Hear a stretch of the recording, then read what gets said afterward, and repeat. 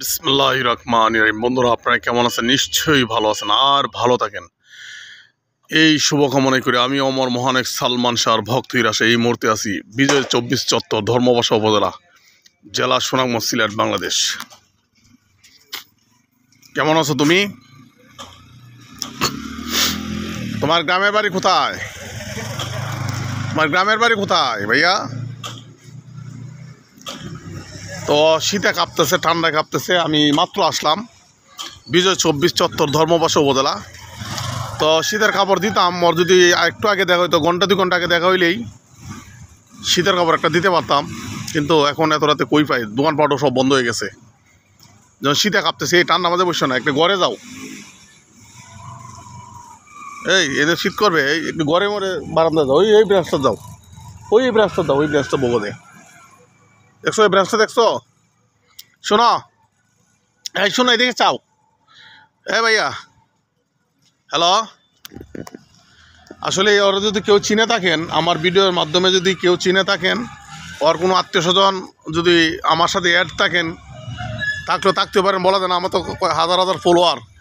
এদিকে চাও তো, চেহারাটা দেখায়নি তোমার। এই যে চেহারাটা দেখেন, লাইটে হয়তো দেখতে পাচ্তেছে না।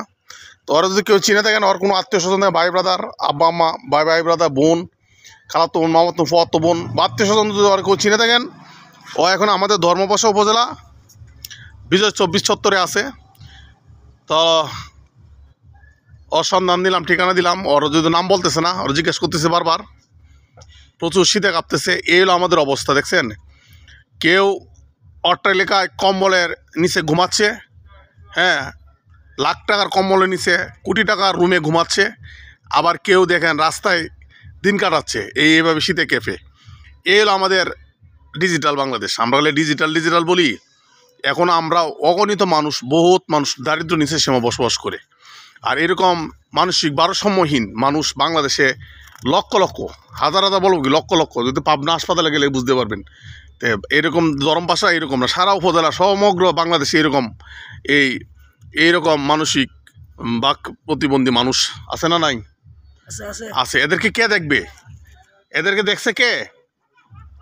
ওমর ফারুক, কুলাফায়ের 80 দিন, হজ অমর রাজাতুল্লাহ আনহু ছিল বাদশাহ। উনি রাতে ঘুরে ঘুরে দেখতেন কার ঘরে খাদ্য নাই, কে বস্ত্রহীন, তার বস্ত্র দিত রাতে। ওই ব্যক্তিরা সকালে উঠে খবরও পাইতো না যে বস্ত্রটা কে দিয়ে গেল, টাকাটা কে দিল, এই গমটা বা চালটা বা এই খাদ্যটা কে দিয়ে গেল। ওরা ছিল বাদশাহ। আর আমরা বাদশাগিরি করি, ফোটাঙ্গি মারাই, একটু দিলে, হ্যাঁ, আর একটু নাম মানে ভিডিওর মাধ্যমে আরও প্রচার করাই।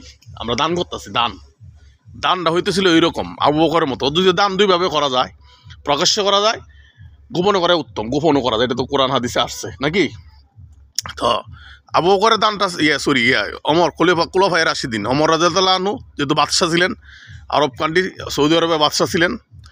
তো উনি ছিলেন ওই বাদশাহ। আর আমাদের বাদশাগুলা হইলে আমরা ক্ষমতার অপব্যবহার করি, জুলুম করি মানুষের উপরে। এরকম না, বাদশাহ হতে হবে অমর ফারুকের মতো। তো বন্ধুরা, এটা বিজয় 24 চত্বর থেকে আমি সালমান ইরাসা। ওর ঠিকানা আমি নিতে পারতেছি না ভাইয়া, শেষমেশ তোমার নামটা বলবো, একটু নামটা, গ্রামের বাড়ি। সে কিছুই বলছে না। জেলা কোথায়? জেলা সে কিছুই বলছে না। যাই হোক, ধন্যবাদ।